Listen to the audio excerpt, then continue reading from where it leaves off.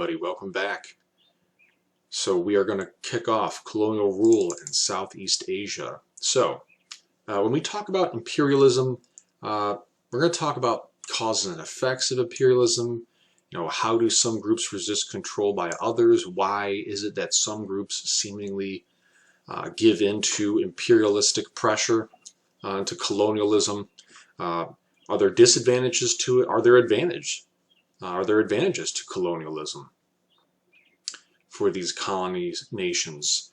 There's give and take depending on where you're at, which class of society you belong to. So why are we even talking about it? Why does it matter? Well, it matters because during the 19th century, many Western powers scrambled for new territories in Southeast Asia and Africa. And let's, honorable mentions to India, of course, and China. If we're going to talk about Southeast Asia, we'll talk a bit more about India specifically in another lesson. Governing by either indirect or direct rule. Same thing with China. We'll cover China in another lesson. The Western powers controlled the governments and economies of their colonies, and some territories resisted colonial rule, but most early resistance movements failed. And a big reason for that failure, as I'm sure we could probably understand, is just the advancements that were brought on by industrialization. We're talking primarily, of course, about superior firearms, superior weaponry being brought by these colonizing nations. And if we even turn our attention over to some of our additional resources here, I'll be bringing those into play here during our presentation. So what were the motivations for the new imperialism? And what is the new imperialism? What makes it different? Well, we're going to touch on that in just a second here. So in this 19th century, in the 1800s, we see this rapid expansion of Western European nations, particularly in Asian and African societies, because much like we saw in the New World, these places are seen as being a great source of industrial raw materials, and with the shift between mercantilism to capitalism, there is a clear market for Western manufactured goods, and we saw that with the Latin American revolutions in particular. Once those revolutions take place, there is a need to sort of seemingly advance and keep up with the countries that have, republics or have access to, industrialized, industrialized goods. So you see a lot of that in the New World. It feels like we are restarting at year zero in some of these nations where there are revolutions, such as in Mexico, Venezuela, Argentina, Haiti, after their revolutions. And you know what? The same can be said out in Southeast Asia, despite the lack of mass revolutions. In fact, quite the opposite. There's a swath of colonization going on. The reason for that is that this is a great opportunity for these more industrialized nations now to sort of reap the benefits of nations that have large populations, and with an overabundance of population comes cheap labor. And with cheap labor comes the ability to exploit it, as well as the consumption, the obtainment of raw resources and material goods. And we'll talk more about what those raw resources and material goods might look like in the Southeast Asian world. And why do we call it new imperialism? Well, from the old to the new imperialism, just for our understanding, it's really just an extension of a nation's power. And this new era of imperialism, we can really say ramps up in the 1880s, but it's going on throughout the 19th century, particularly around the 1850s. But you could definitely make the argument that it's much more prevalent by the 1880s. And you see this with the establishment of various colonies and trading posts in North America, especially in South America, Africa, India, China, Southeast Asia. And so this imperialism, and what makes it new when we talk about this era, is that, essentially, European states had been content, especially in case of Africa and Asia, to just setting up, a few trading posts where they could carry on trade, they could introduce Christianity in this, this pseudo sanctimonious, self-guided mission to civilize what they would call the more savage parts of the world. And this is a massive bit of language that ties directly to social Darwinism and racism, which we'll also talk about. We're going to touch on that in a bit as well. So it's not going to be just trading posts and some missionary activity. Missionary activity is going to drastically get ramped up, but so too will be the extension of these trading posts, where instead of just trading posts, we're going to see supporters within these regions that are being colonized, as well as just direct administrators brought from the Western European nations that are colonizing to basically run the show, to have direct control over these vast territories in Southeast Asia. And this is going to apply elsewhere as well. So we can even see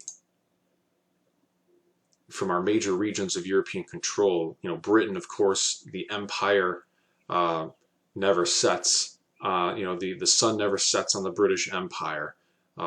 Basically the British Empire is so large and expansive and spans the globe that it's a good, it's a good possibility you're going to find the remnants of the British Empire, wherever you go.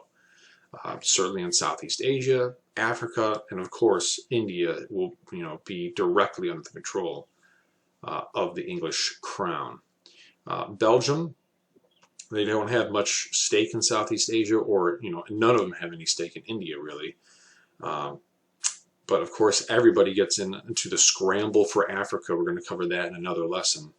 France competes with Britain in Southeast Asia. Germany and Italy are kind of a non-presence. Italy more so than Germany. The Dutch, they compete with the British as well, where the British have the East India Company. Well, the Dutch also have, from the Netherlands, the Dutch East Indies Company. They're going to be competing directly against the British. You have the Portuguese and the Spanish. And the Spanish, and we're going to have to throw in the United States as well. It's not on this list, but we should definitely throw in the U.S. having a presence in Southeast Asia. We're going to cover that as well. The Spanish lose influence in Southeast Asia. Other countries like the United States gain presence in Southeast Asia. We'll talk about why and what that looks like in this lesson as well. So why did these Westerners increase their search for colonies after the 1880s? Well, basically this is the ability to dominate other countries economically. And with economic dominance obtained through favorable trade comes, of course, political dominance.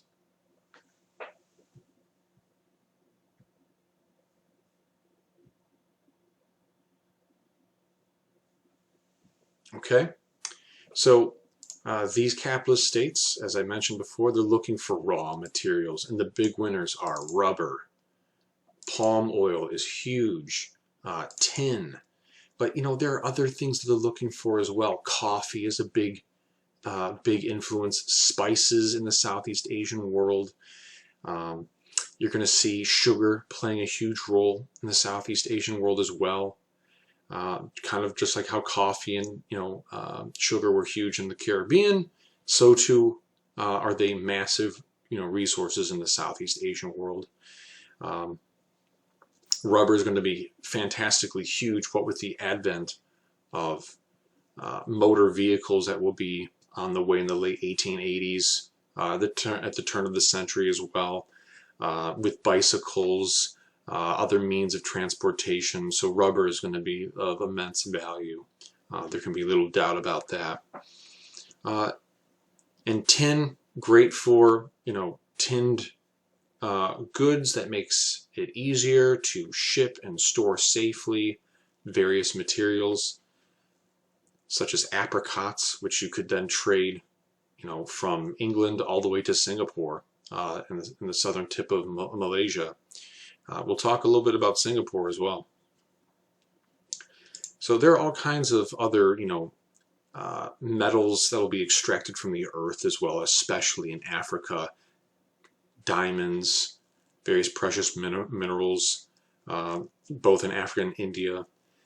So there's a lot of raw materials to extract and exploit by these Western European nations. So they are, as a result of being capitalist societies, they are competing with one another. They want to maintain that favorable balance of trade that we learned about when we were talking about, mercantilism. They want to make sure that they are importing less and exporting more, that some nation has become dependent on some manufactured good that they have, so they can then, in a favorable balance of trade, bring in as much raw material for as cheaply as possible. So they are going to compete now with one another, especially in the industrial age. There seems to be a great need to compete with each other, because with industrialization inevitably comes militarization. And when one nation feels left behind militarily, that can be a scary thing, where they can't compete militarily. So Britain is definitely on the forefront of them all. So everyone's competing with everybody else. Britain kind of sets the gold standard. And here we're going to see these intense rivalries play out in the Southeast Asian world. So as they acquire colonies, they gain advantage over their rivals, and they gain prestige within their own swath of empire and throughout the European world. And this is an era of conquest. And we're going to see a lot of language being played out throughout the 19th century that really kind of encourages empires to grow, to acquire colonies. We certainly see in England, but we're going to see it in American society as well. And the reason for this is because, we have two influential thinkers. One, we have Charles Darwin, who comes out, he writes On the Origin of Species, and in his On the Origin of Species, he talks about how one species seemingly is selected, that nature selects for and against certain species based on their ability to adapt and to acquire resources, to acquire nutrition, to acquire sources of food, to reach maturity, and to basically promulgate. So the ability to reproduce. But the ability to reproduce is based on the strong versus the weak, right? Your ability to reproduce is based on your ability to acquire enough caloric intake to live healthy and long enough to reach maturity to reproduce. And which species does that better? What species does that the best? So it really becomes, the strong versus the weak, that nature selects for and against the most well-adapted, the strongest of the species. Well, after that, we have a guy that comes out by the name of Herbert Spencer. And Herbert Spencer is an English philosopher, a political science theorist, if you will. And he comes up with this idea of social Darwinism, which immediately he's taken the ideas of Charles Darwin, Herbert Spencer, pictured here, so we can see. And Herbert Spencer is going to kind of write this idea about you know, social Darwinism, that, you know, nature, if Charles Darwin says nature selects for and against certain species and this is the cause of evolution, then we have to look at humankind, he would say. And this is where the racism aspect is going to come into play. And he's going to basically, and you can see where this is coming, which nation is the strongest, which people, what's the skin color of most Western Europeans who are in power, you know, so now whiteness and skin pigmentation starts to play a massive role in the development of nations, political identity, cultural identity, economic identity. Militarism gets tied with that, as you know, one nation seemingly is more industrial and is able to produce more manufactured goods, and this inherently becomes a direct link with social Darwinists, that when these nations struggle, the fittest survive and are victorious. And this is where we get that term that he's going to coin, survival of the fittest, sort of based on Charles Darwin's works, but applied to human beings. So now this is where racism is going to play a massive role.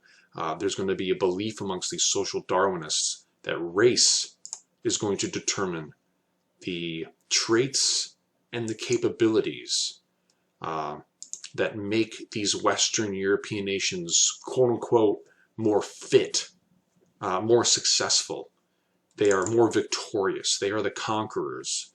And race is the contributing factor to this. And of course, this is erroneous. You know, that you know, race is the trait that makes one nation superior or another nation inferior in these interactions that take place in these colonial politics, from Western Europe to Southeast Asia. So they're just standards of culture that are different, but it's also, you could call it providence, you can call it geographic good luck. It just depends on where one group of people happen to be positioned and how they're able to leverage and exploit the resources that are available to them. Because not every nation, I mean, if we want to try to just focus on the capitalist model of pure business, of production, well, not every geographic location has access to the same resources. I mean, you have what you have, and you're able to exploit what you're able to exploit. Sometimes it's going to take cooperation with other groups and powers to come together. Sometimes it takes competition to drive those groups and those powers that be, especially in Western Europe, to develop their cultural identity. And sometimes it takes even further that same group to compete against one another once they developed this industrialized cultural identity in the 19th century to exploit the resources of others because they buy in to these theories of social Darwinism. They happen to be reinforced, these social Darwinists and these sort of racist beliefs, by religion. So there is now, along with this sort of racist notion that we got to use military force against other nations, we have to bring them under our order, we know best because we're more industrialized, we seemingly are more advanced due to our technology, and therefore we are civilized and they are not. So this new imperialism isn't just about setting trade posts and trading with these nations and getting good deals on raw materials to then ship back to Europe. Now it's to civilize what they're going to refer to as more primitive people. So Christianity plays a huge role in this. So the social Darwinists now have this new coin known as the white man's burden, this new term, this new phrase they're going to coin, the white man's burden. So to some, this is going to mean bringing Christianity to the heathen masses. And this is something that we'll see in the United States, and even with language like the taming of the West, going west and basically taking and securing what used to be Native American territories. The land and the people there are savage, and we are bringing civilization to them, both with our technology and with our faith. So this is the white man's burden, to sort of civilize, to save the soul of the savage, by bringing this religion, and to exterminate the brutes, to kill the savages, to enlighten the heathen masses. And some even further think beyond technology, beyond religion, it's how we set up society. So democracy as a form of government, capitalism as an economic basis for how society should run. These are things that some would like to introduce to areas, particularly in Southeast Asia and elsewhere.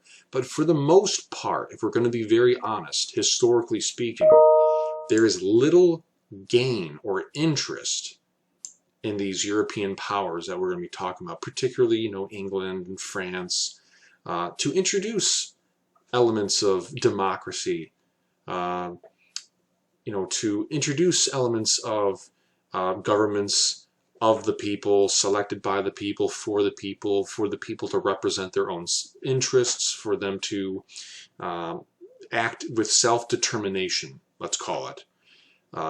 Because then, these other European powers wouldn't be able to successfully exploit the people in these regions and the raw materials that they have access to. So this leads to the takeover. And we can see this from our map over here of the new imperialism.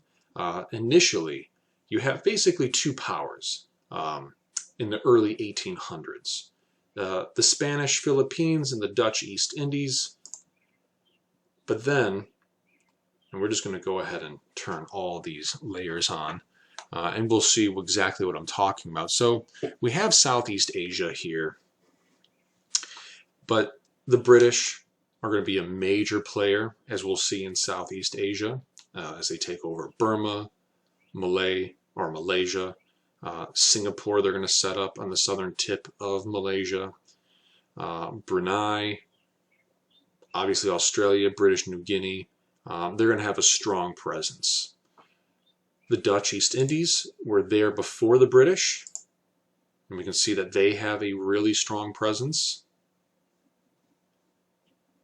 And the Spanish, well, we can't really see them from our map here, because they are essentially going to be driven out throughout the Philippines, the Spanish controlled, but they're going to be driven out by the United States. We're going to talk about that, how the US also gets in on the sort of conquest game, the empire game, if you will. And France is going to compete against the British. We can kind of see right here in Indochina, in Vietnam. So Thailand is kind of like this independent buffer state, as we can see. They're a case in point. We're going to go over Germany, slight interests. Portugal, also slight interests being represented in the Southeast Asian world. But the big players, of course, are the British, the Dutch, the French, and the United States. Those are the big four, if you will. And as I mentioned before, they're looking for coffee. They're looking for palm oil. They're looking for rubber, for spices, for sugar.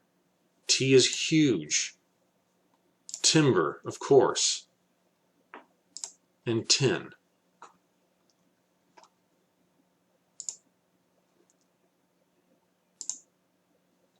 So when it comes to Great Britain, it kind of begins in 1819 with Sir Thomas Stamford Raffles. And it's going to begin on the southern tip of the Malay Peninsula, like I was saying, where we have on this small island a new colony being set up in Singapore, or the City of the Lion. And this is going to become a major stopping point because China, India, where England is going to have a strong presence, especially in India, I mean, both of them really, this is a great stopping point. I mean, and they learned this from the Spanish in the Philippines as well. I mean, when the Spanish were extracting silver from the New World, when they were, when it was still heavily colonized by the Spanish, they would bring their silver through this region of Southeast Asia all the way to the Philippines.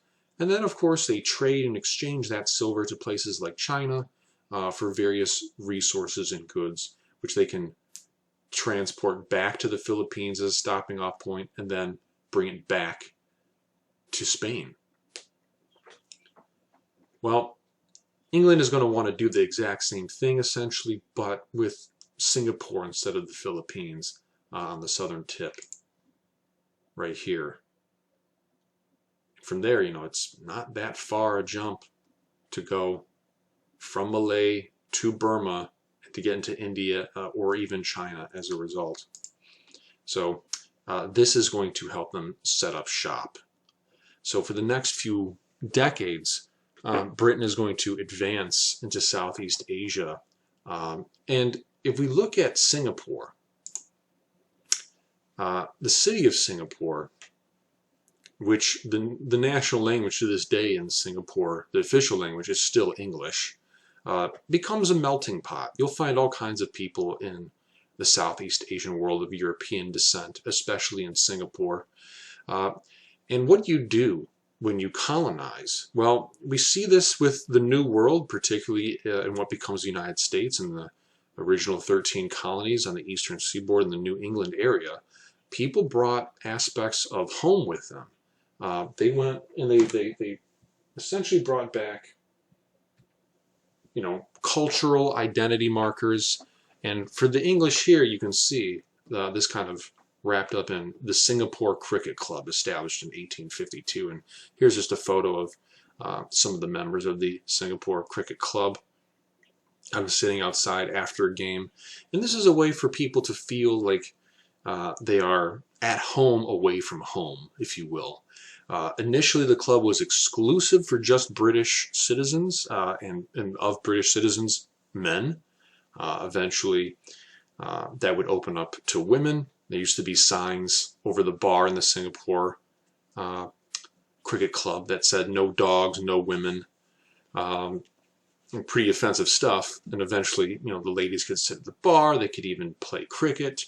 They could go out on the terrace and have tea.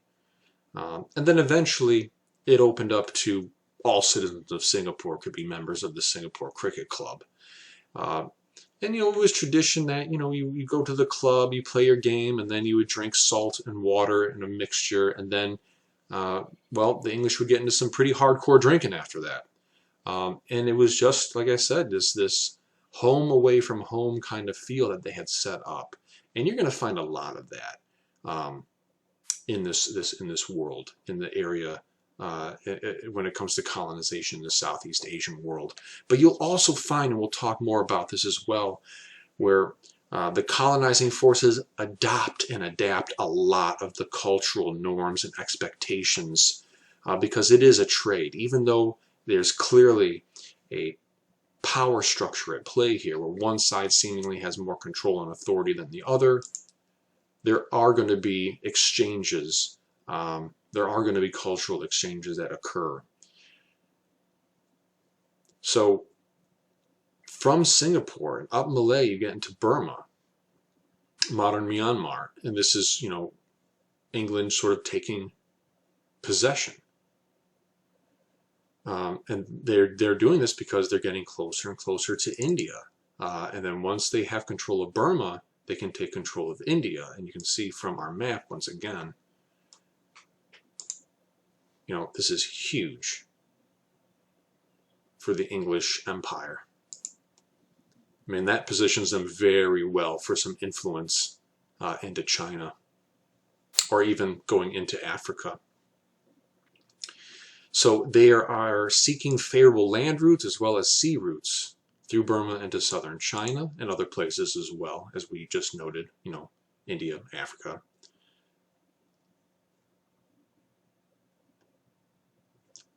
But this all comes at the exploitation of usually the old regime.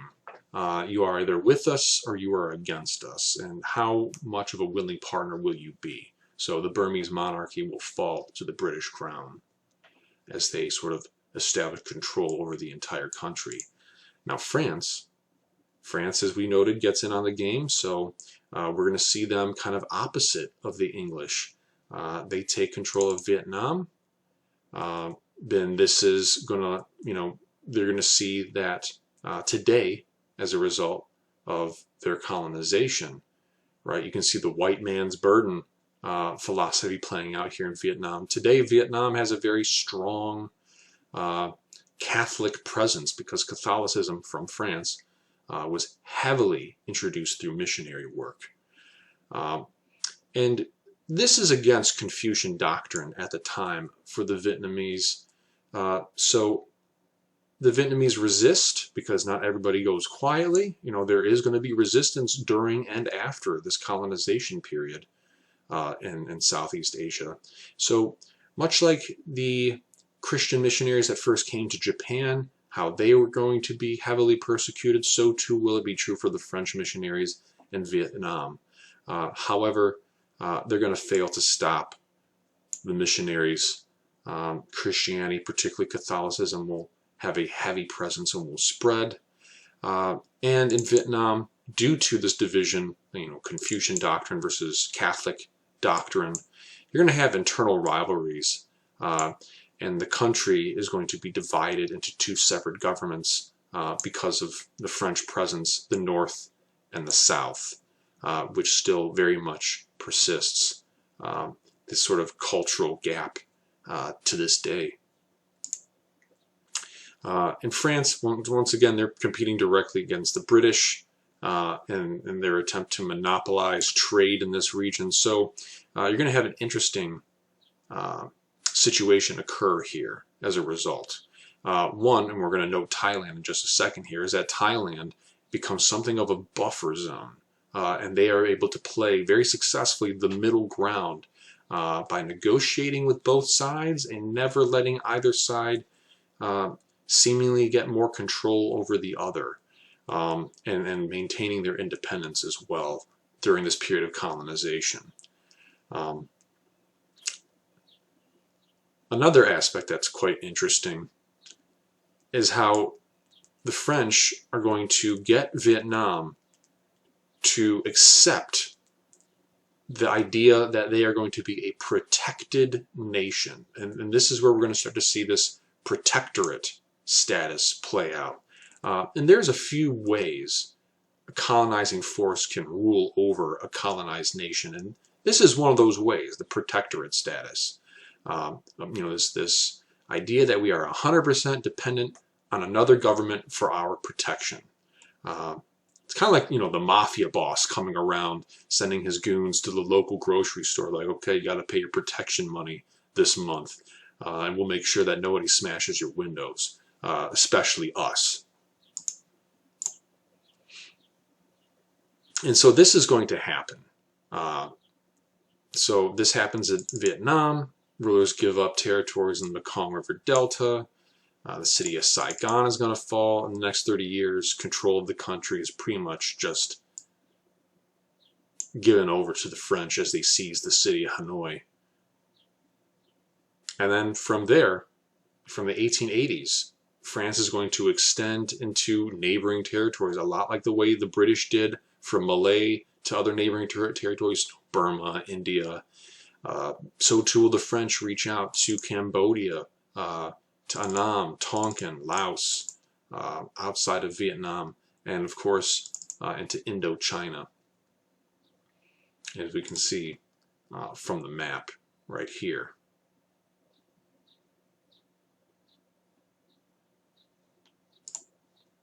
And as I mentioned, Thailand, notable exception. They, at the time called Siam, remain the only free state in Southeast Asia. And this is due because they aren't advanced militarily speaking the way these industrialized nations like England and France are. But they're very hip to what's going on. And we have two remarkable rulers to note because they adopt much of what the British and the French have to offer. They play one side off the other. They are going to incorporate much of Western society customs, especially military, into the Thai culture, into the Thai government, to the economy. But they're also going to really and very strongly maintain ancient cultural traditions. They don't give up on the idea of monarchy, and we see this with Prince Mongkut. Prince Mongkut becomes King Rama IV. And I have him pictured right here. He's known as the Builder King in Thailand, and I'll show you why that is. And here are various images and depictions of him. He's succeeded by his son, Prince Chulalongkorn, who continues the tradition of the Builder King, incorporating Western ideas into Thai society. Learns to speak English. You're going to learn to speak French, write in these languages to communicate with these powers that be on either side of Thailand. And of course, we can see where he gets the moniker, the Builder King, King Rama IV, once Prince Mongkut. He takes on the royal title of King Rama IV. He's going to build the royal Pantheon. And here, in the royal Pantheon, you're going to have temples and other impressive structures, and one of the largest emerald Buddhas or jade Buddhas in the world. And you can see all kinds of depictions of religion and spirituality in this temple outside the royal Pantheon. And of course, the emeralds, the rubies, the gold. I mean, this is painstaking work to make gold leaf like this. This is painstaking work, and this is a big reason why. And you have to understand, for the Europeans that came over to Thailand, they must have been super impressed with this Builder King, because a lot of them, especially if you were a soldier for the British East India Company coming into Thailand, perhaps one of the most impressive things you've ever seen in your life was just a stained glass window from your parish, from your local church. So to see something like this would have been absolutely shocking and mind-blowing, and certainly would have called into question ideas of racial superiority. Okay, that'll do it for us this session. Thailand maintains their status as an independent buffer state because they're able to play one side so successfully off the other. Next session, we will cover the United States' presence in colonization. And how exactly are these groups ruling? Besides having protectorates, where we make one colony so dependent on their power and authority, what are other ways that these colonizing forces control or influence politics in their colonies? More on that next session. Take care.